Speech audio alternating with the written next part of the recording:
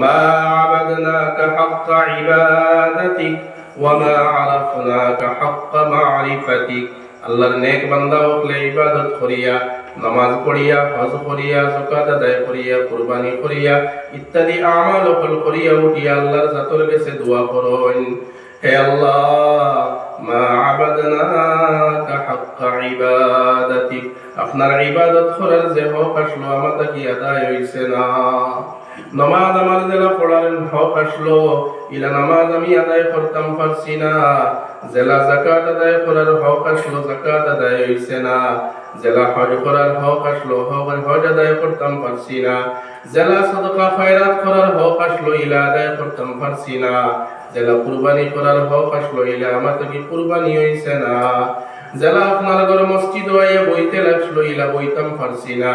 জেলা জিকির আজকার করতে লাগলো, ইলা জিকির আজকার করতাম পারছি না।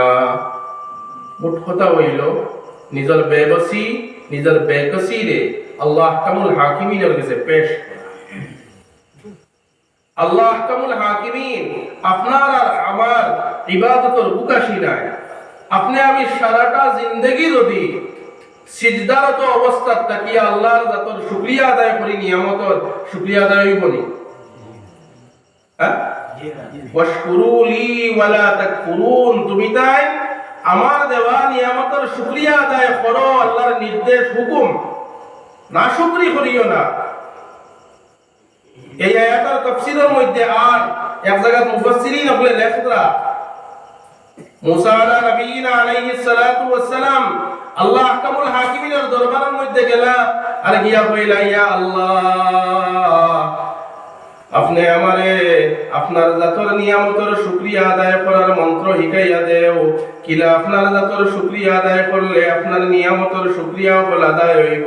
আমি তো দেখি আপনার এক নিয়ামতের শুকর গুজারি আদায় করতে আমি মুসায় যদি সারাটা জিন্দেগি আপনার কুদরতের পাও তো সিজদারত অবস্থায় থাকি আর আমার জিন্দেগি শেষ হয়ে যায়, আমার জিন্দেগি শেষ হয়ে যাইব, আপনার এক নিয়ামতের শুকরিয়া আদায় করা শেষ হইতো নাই।